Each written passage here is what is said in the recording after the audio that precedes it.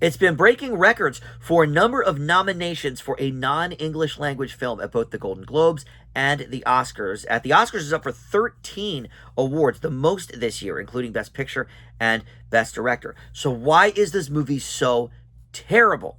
Let's talk about Emilia Perez.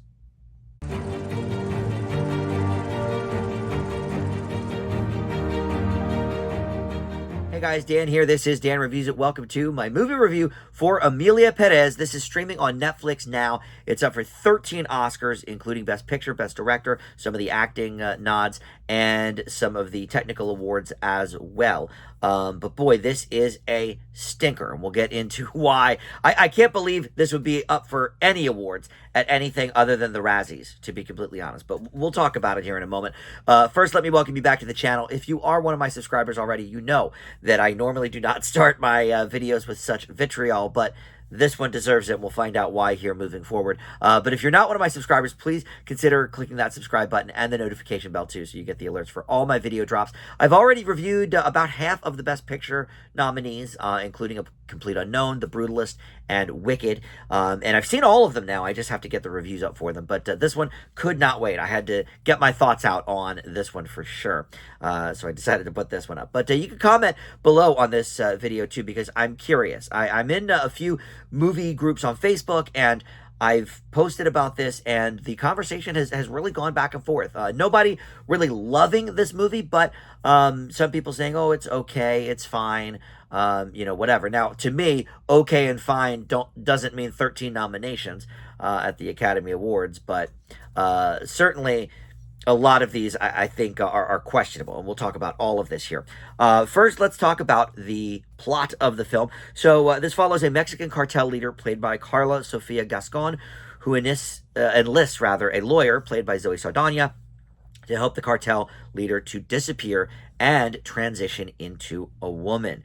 Selena Gomez, Adriana Paz, and Edgar Ramirez have supporting roles here, and this was directed by Jacques Audiard, who, again, is nominated for Best Director here, and this is based on his opera libretto of the same name, which he loosely adapted from a portion of a 2018 French novel. But this is, because it comes, I guess, from an operetta, this is a musical. And that's one of the many, many mistakes here, I think, in this. Now, I will say up front, there's been a lot of controversy about the lead actress Carla Sofia Gascon. Now she did break her own record of being the first openly transgender person, I guess, but certainly transgender woman to be nominated in an acting category. So that is something. But she has recently been under a lot of fire for some controversial tweets that have been put up, recently, and whatever, unearthed.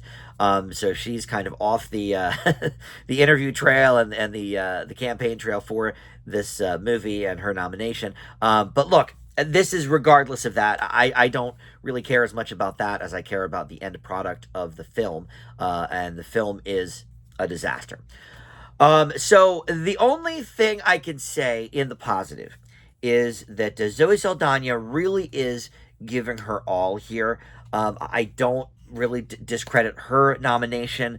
I think maybe there could have been some others in the supporting actors category that didn't get a nomination. But look, I don't think that her nomination is necessarily a mistake. She's really, really doing her best here with absolutely terrible material. So I'll give her the credit for that. And I guess maybe some of the technical awards, but even there, I mean, there's so many other movies that got shafted. And even in the foreign language category, I've only seen 2 of the foreign language movies, this one and then I'm Still Here, which is also up for Best Picture. Much, much, much, much, much better film, that one. So why is this movie so bad? Well, for one thing, it is really, really embarrassing, I think, for everybody involved. It's one of these movies where you actually have secondhand embarrassment because, like, as I was watching it, I couldn't believe that it was a real movie and not some sort of bizarre parody. The musical numbers are not only unmemorable, but they're just not good.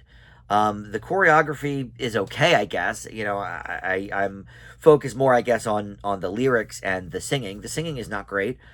Even Selena Gomez, we know Selena Gomez can sing, but even she's not really singing very well here. And I found the numbers to be from unmemorable to laughable. There's one early on in the clinic that I guess maybe was played for laughs, but this isn't a funny movie. It's a crime drama. So not only did it seem out of place, but it also seemed a little bit in poor taste. And speaking of poor taste, this movie is very, very offensive, and you can read a little bit more about that pretty much anywhere. But as a queer person, it offended me in terms of its handling of transgender issues, but it's also been sort of maligned in the Mexican communities as well.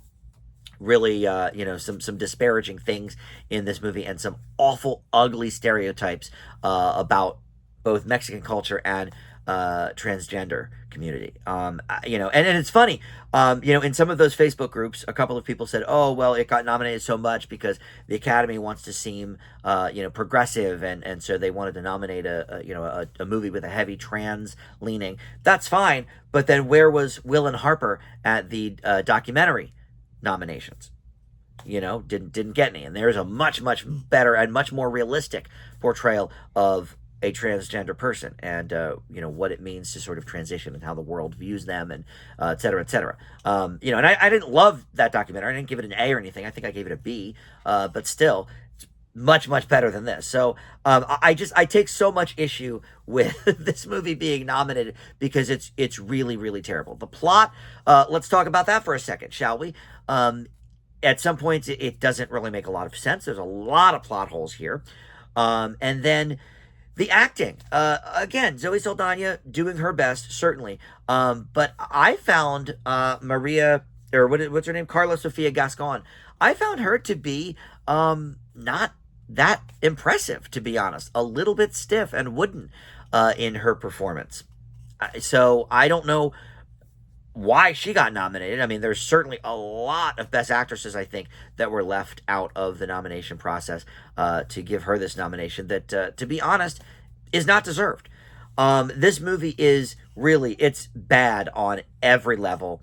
And I went into it thinking, okay, maybe this won't be great, but it's got the lowest rating ever on Letterboxd, which is a community of film lovers where anybody can sort of rate something, but it's got the lowest ever for a Best Picture nominee.